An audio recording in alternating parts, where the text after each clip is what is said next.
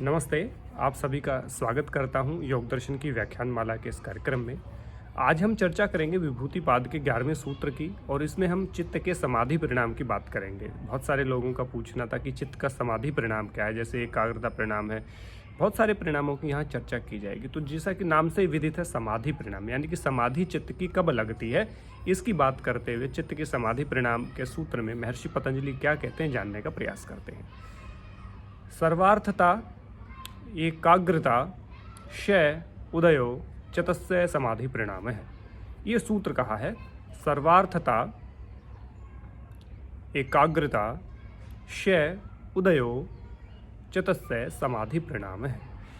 ये सूत्र है, ये चित्त का समाधि परिणाम है। सबसे पहले शब्द का यूज हुआ सर्वार्थता। सर्वार्थता का अर्थ है जब चित्त अनेक विषयों में प्रवृत्त होता है। माने चित्त के अनेक विषय होते हैं, यानी कि चित्त की क्षिप्त या विक्षिप्त अवस्था जो होती है वो ये कही गई है। जब चित्त क्षिप्त और विक्षिप्त अवस्था में होता है तो चित्त अनेक विषयों में प्रवृत्त होता है। अनेक तरह के विषयों में उसका ध्यान रहता है। एक बार में कुछ विषय है, दूसरी बार में कुछ विषय है, तो एकाग्रता का अभाव होता है। तो सर्वार्थता का अर्थ है जो सभी अर्थों में प्रयोग हो रहा हो, सभी जगह प्रयोग हो रहा हो, बहुत जगह उसका प्रयोग किया जा रहा हो। जब चित्त अनेक अर्थों में प्रयोग हो रहा है, चित्त का अनेक जगह उसके अनेक विषयों में वो प्रवृत्त है, लगा हुआ है, उसको कहेंगे सर्वार्थता। उसके बाद कहा एकाग्रता। जब चित्त केवल एक ही विषय में प्रवृत्त होता है तो एकाग्रता का भाव होता है। एकाग्रता का भाव कब होगा? जब चित्त एक ही विषय में हो गया, यानी कि सभी विषयों को छोड़ करके जब चित्त एक विषय में चित्त एक विषय का जब अनुसरण करता है, उस समय पे चित्त की एकाग्र अवस्था आती है। इसके लिए अगला ही शब्द क्या प्रयोग किया गया? सर्वार्थता एकाग्रता, पहला शब्द है ये। इसको दो भागों में बांट करके मैंने आपको बताया। इससे आगे वाला भी एक ही शब्द है, क्षय उदयो, लेकिन उसको भी मैंने दो अर्थों में बांट करके इसीलिए बताया ताकि समझने में आप सबको आसानी हो। क्षय और उदयो, ये दो चीज मैंने कही। यहाँ पे स्वार्थता एकाग्रता कही मैंने, जबकि पूरा शब्द क्या था? सर्वार्थता एकाग्रतयो। ये पूरा शब्द था, लेकिन हमने यहाँ दो भागों में तोड़ करके इसको बताने का प्रयास किया कि सर्वार्थता का अर्थ है जब चित्त अनेक विषयों में प्रवृत्त होता है। एकाग्रता का अर्थ है जब चित्त केवल सब अन्य सभी विषयों को छोड़कर केवल एक विषय में प्रवृत्त होता है। तो उसके बाद का क्षय का मतलब जब किसी का तिरोभाव होता है, या जब कोई घटता है, या जब कोई लगातार नीचे की तरफ चला जाता है, जिसका नाश होता चला जाता है, जो नष्ट होता चला जाता है, या जिसका अभाव होता चला जाता है, उसको क्षय कहा गया। यानी कि उसका क्षय हो गया। शक्ति का क्षय होना, यानी कि शक्ति का घटना, तिरोभाव होना, कमजोर होना, उसका निरंतर उसकी अधोगति होना, आदि शब्दों को आप समझ सकते। तो क्षय। और उदय का अर्थ है उदय होना, प्रकट होना, उसका प्रादुर्भाव होना, उसकी बढ़ोतरी होना, वो प्रदीप्त हो रहा है, उसको हम कहेंगे उदय होना, प्रकट होना, प्रकाशित होना, या समृद्ध होना, या बढ़ना, या बढ़ा हुआ। इस प्रकार के अनेक शब्द उसके लिए प्रयोग करते हैं।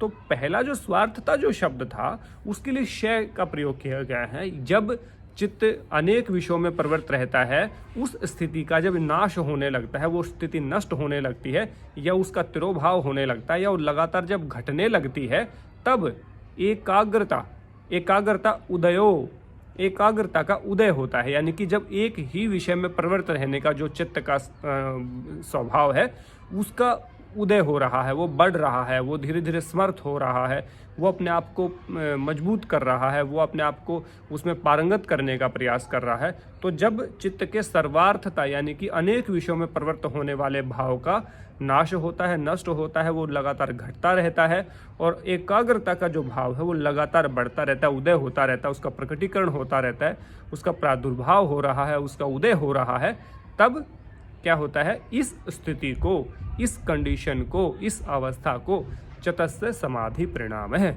चित्त का समाधि परिणाम कहा गया है। क्यों? क्योंकि चित्त की समाधि तो तभी लगेगी जब चित्त एकाग्र होगा। बिना चित्त के एकाग्र हुए कभी भी समाधि नहीं लग सकती, क्योंकि पहली समाधि जो लगती है वो चित्त की एकाग्र अवस्था होती है, वो संप्रजात समाधि होती है। और चित्त की जो संप्रजात जो समाधि होती है वो चित्त की एकाग्र अवस्था में लगती है। और एकाग्र अवस्था कब आती है? जब अपर वैराग्य का भाव आता है। जब चित्त में सत्वगुण बढ़ता है, सत्वगुण की प्रधानता होती है, तब चित्त की एकाग्र अवस्था आती है और उस चित्त की एकाग्र अवस्था से ही हम अपने चित्त को एक विषय में प्रवृत्त कर सकते हैं, एक विषय के ऊपर ठहरा सकते हैं। तो इसलिए यहाँ का सर्वार्थता का क्षय और एकाग्रता का उदय, यानी कि स्वार्थता जब घटती चली, स्वार्थता का जब नाश होता चला जाएगा, यानी कि क्षिप्त, मूढ़ और विक्षिप्त जो अवस्थाएं हैं चित्त की, वो समाप्त होती चली जाएंगी या घटती चली जाएंगी, वो दबती चली जाएंगी, या उनका विनाश होता चला जाएगा, वो नष्ट हो जाएंगी, या वो तिरोभाव को प्राप्त हो जाएंगी और चित्त की जो एकाग्र अवस्था है वो निरंतर प्रकट होती रहेगी, उदय होता रहेगा, उसका वो प्रकाशित होती रहेगी, प्रदीप्त होती रहेगी और वो लगातार बढ़ती रहेगी अवस्था। तो चित्त समाधि, उस समय पे चित्त का वो समाधि परिणाम कहा गया, यानी कि चित्त उस समय पे एकाग्रता की अवस्था में होता है। एकाग्रता यानी कि समाधि की अवस्था में होता है। और यहाँ जो समाधि एकाग्रता की बात की गई है उसका सीधा संबंध संप्रजात समाधि अर्थात सबीज समाधि अर्थात चित्त की एकाग्र अवस्था, अर्थात चित्त में सत्वगुण की प्रधानता, अर्थात चित्त का एक प्रकार से जो चौथी अवस्था है वो यहाँ पे कही गई है। तो आशा करता हूँ मैंने इसको पूरा खोल के बताने की कोशिश की है। आशा करता हूँ आपको अच्छा लगा होगा और समझ आया होगा। फिर भी यदि कोई बात समझ ना आई हो या कुछ आपको लग रहा है कमी, तो मुझे कमेंट बॉक्स में ज़रूर लिखिए। और यदि व्याख्यान अच्छा लगा हो तो अन्य लोगों को भी इसको प्रेषित करने का काम करें। और लोगों को व्हाट्सअप, आपके बहुत सारे ग्रुप होंगे, आपके फैमिली के ग्रुप होंगे, तो जो चित्त के बारे में जानना चाहता है, समाधि के बारे में जानना चाहता है, आप उन सब लोगों को वीडियो भेज सकते हैं ताकि वो भी देख करके इस वीडियो को अपना लाभ उठा पाएँ। और यदि कोई कमी हो तो मैं इसको सुधार के अपना लाभ कर पाऊँ। तो इसलिए सबके लाभ की कामना करते हुए आपसे निवेदन करता हूं पुनः कि स्वाध्याय करिए और सोशल डिस्टेंसिंग का पालन करिए, मास्क का प्रयोग करिए। कहीं बाहर जा रहे हैं तो अपने साथ सैनिटाइजर और मास्क आपका ज़रूर होना चाहिए, सोशल डिस्टेंसिंग होनी चाहिए और पूरा लॉकडाउन का पालन करें। और ढेर सारी किताबें पढ़ दें, ढेर सारा स्वाध्याय कर दें, ढेर सारे आर्टिकल लिख दें। अब तो हमारी जो ऑनलाइन जो प्रतियोगिता हम करवा रहे हैं, इंटरनेशनल ऐसे कंपटीशन है, उसमें अपने विचार लेके कोरोना महामारी का कैसे यौगिक समाधान हो सकता है।